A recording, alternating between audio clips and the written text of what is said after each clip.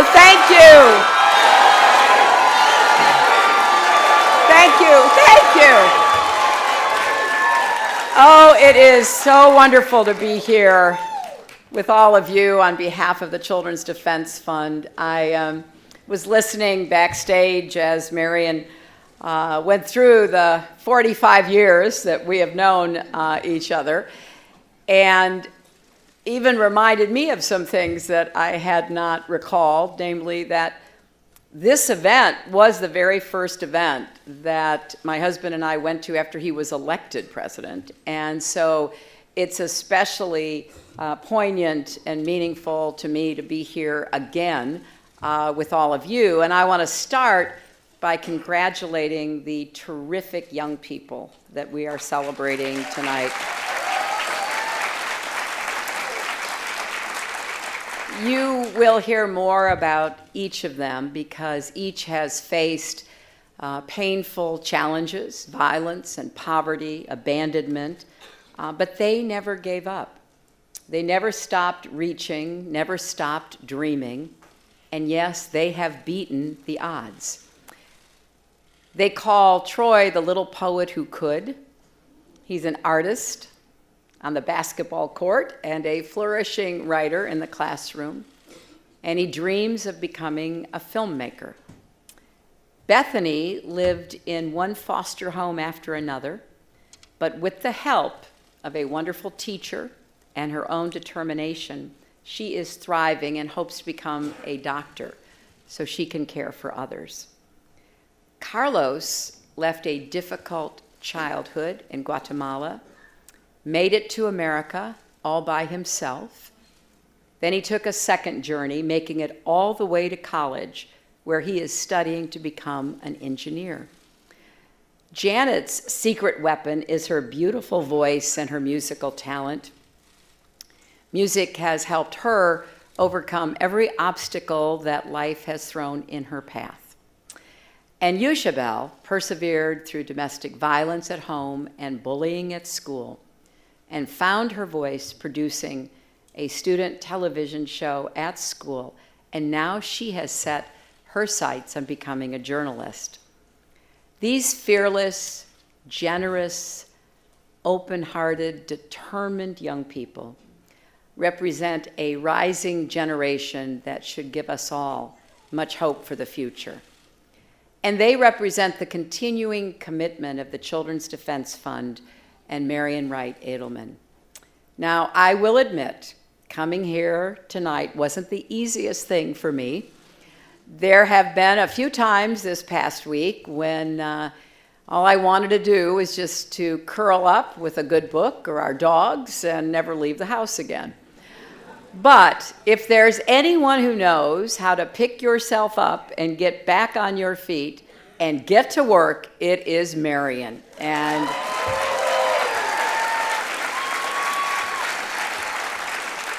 she has been doing it all her life, and she has been helping the rest of us do it too. I am as inspired by Marion today as I was the first time I met her 45 years ago. And she told the story. I was a young law student. I had lots of hopes and expectations about what a law degree would enable me to do. I had the words of my Methodist faith ringing in my ears: do all the good you can for all the people you can in all the ways you can, as long as ever you can. And she was the crusading legal activist, also a graduate of Yale Law School. And she was translating her faith into a life devoted to children's service and social justice. Observing that, being part of that, is one of the greatest gifts anyone has ever given me.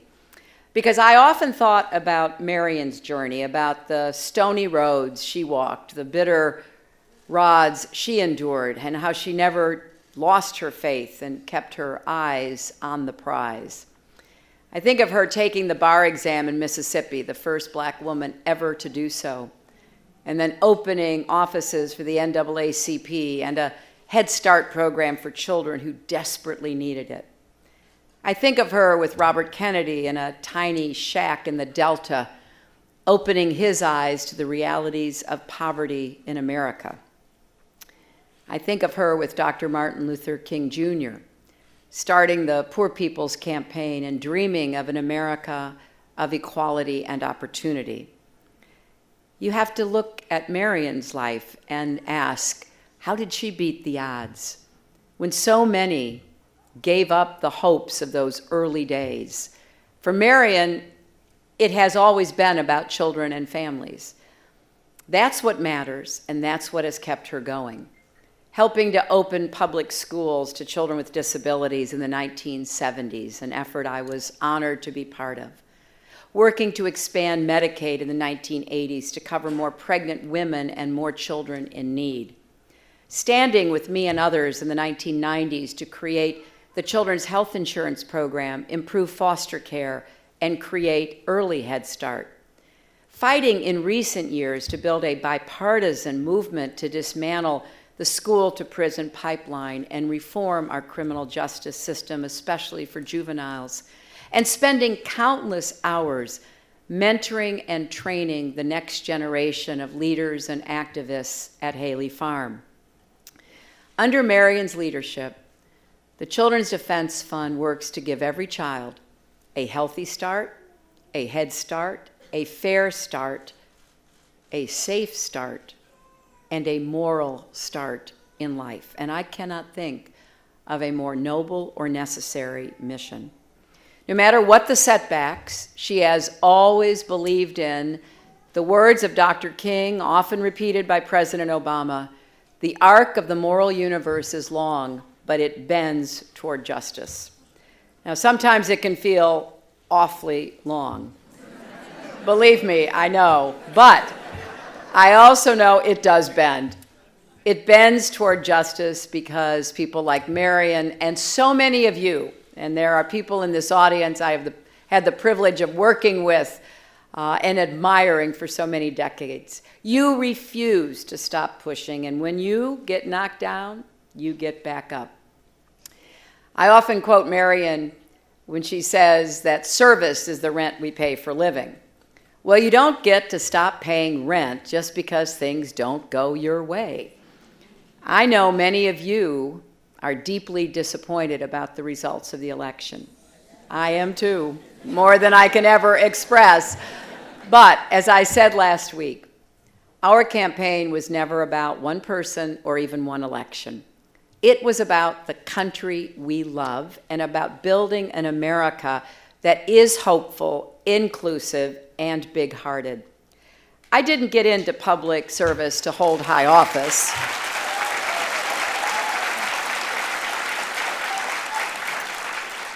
45 years ago, that would have seemed an absolute, incredibly wrong-headed view. But I did decide to be an activist, to use my law degree to help kids. Every child deserves to have the opportunity to live up to his or her God-given potential. And I believe the measure of any society is how we treat our children. And as we move forward into a new and in many ways uncertain future, I think that must be the test for America and for ourselves. Despite the progress, and we have made progress under President Obama, more than 31 million children still live at or near poverty in America. And I hoped to have had the opportunity to build on the progress that President Obama has made, because I know that we are stronger together when we are lifting each other up. And let's be clear, when I talk about children in or near poverty, this isn't someone else's problem. These aren't someone else's children. This is America's problem because they are America's children.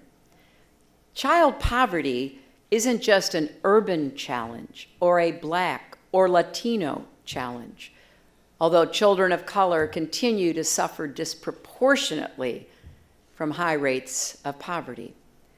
But make no mistake, there are poor children of every race and ethnicity. 3 out of every 10 white children in America are at or near poverty. That is more than 11 million kids. And when you add in 11 million Latino children, more than 6 million Black children, 1.5 million Asian and American Indian children, nearly 2 million children of 2 or more races, the scope and scale of this challenge becomes clear.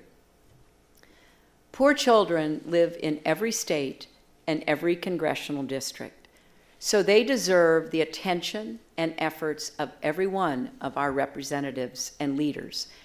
And the measure of success must be how many children and families climb out of poverty and reach the middle class. We know what works to support kids and give them opportunities to succeed. Parents need good paying jobs, affordable quality health care and child care, to have help balancing the demands of work and family. Communities need investments that lift families up, not neglect that lets them fall further behind. There are millions of children who will go to school tomorrow in classrooms with crumbling ceilings, empty bookshelves, and walls covered with mold. There are children in places like Flint, Michigan, drinking water poisoned by lead. And children all over our country face the daily danger of gun violence. We have to ask ourselves, what are we doing to give them the safe and healthy lives they deserve? There are also children who are afraid today, like the little girl I met in Nevada who started to cry when she told me how scared she was that her parents would be taken away from her and be deported. No child should have to live with fear like that. No child should be afraid to go to school because they're Latino or African American or Muslim or because they have a disability. We should protect our children and help them love themselves and love others. So, there's a lot of work to do.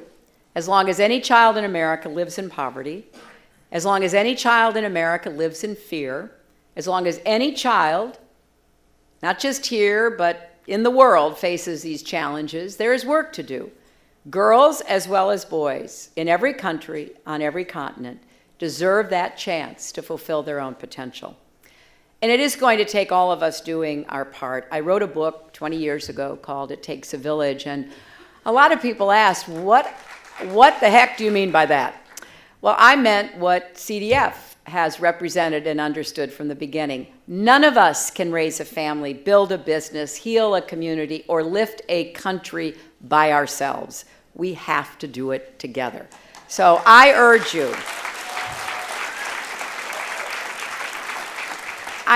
you, please don't lose heart.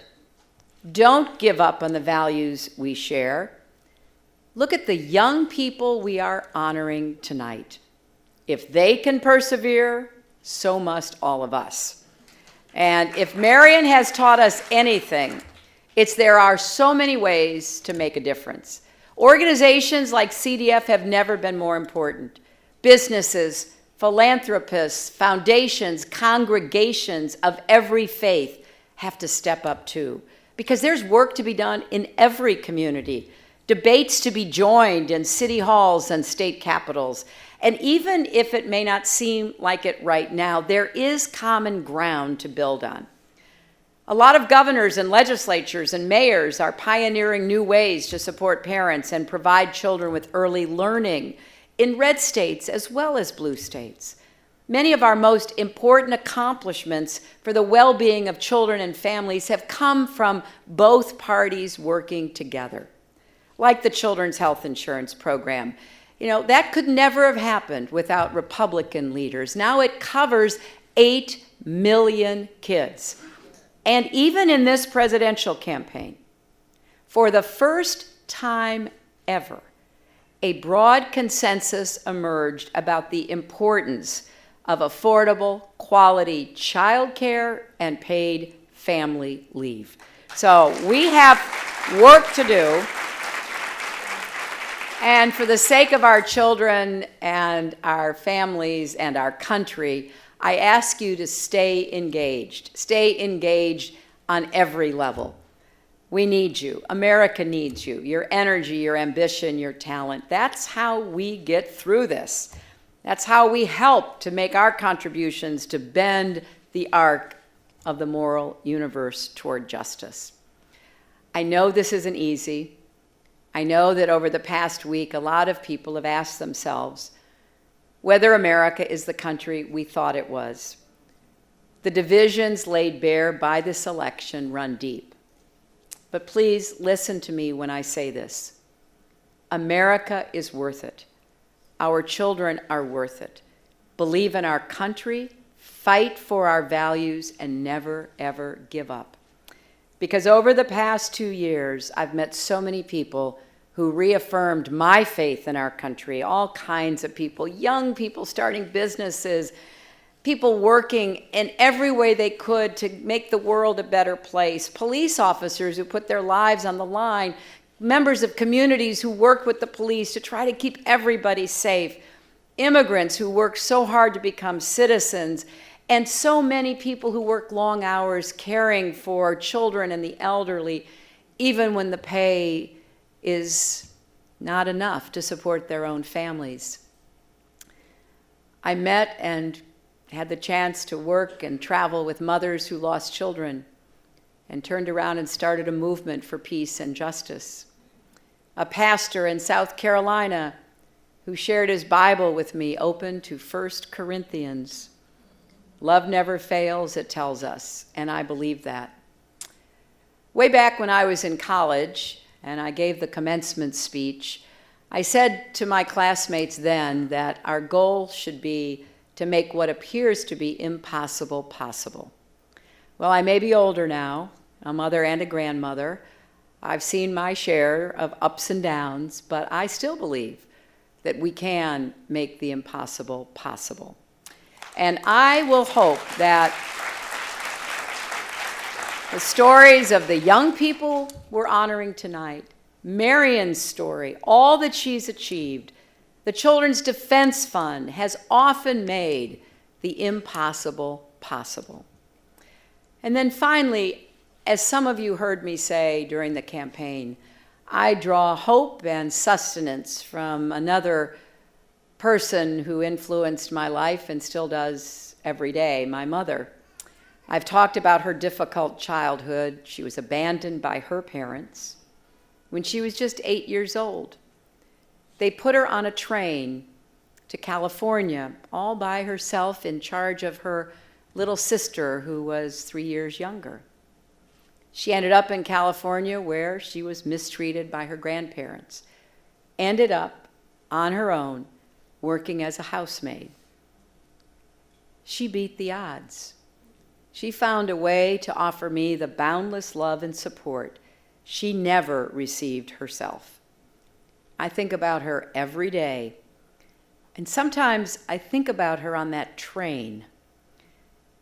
I wish I could walk down the aisle and find the little wooden seats where she sat, holding tight to her younger sister, all alone and terrified. She doesn't yet know how much more she will have to face and even suffer. She doesn't yet know she will find the strength to escape that suffering. That's still years off. Her whole future is unknown, as it is for all of us, as she stares out at the vast country moving past her. And I dream of going up to her and sitting next to her and taking her in my arms and saying, look at me and listen. You will survive. You will have a family of your own, 3 children. And as hard as it might be to imagine, your daughter will grow up to be a United States Senator, represent our country as Secretary of State, and win more than 62 million votes for President of the United States.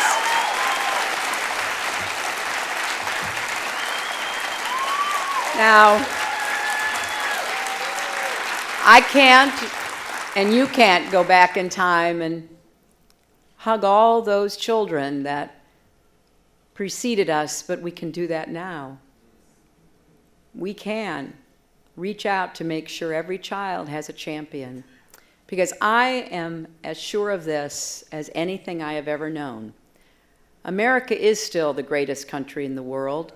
This is still the place where anyone can beat the odds. It's up to each and every one of us to keep working to make America better and stronger and fairer. Thank you. God bless you, and God bless the work of the Children's Defense Fund.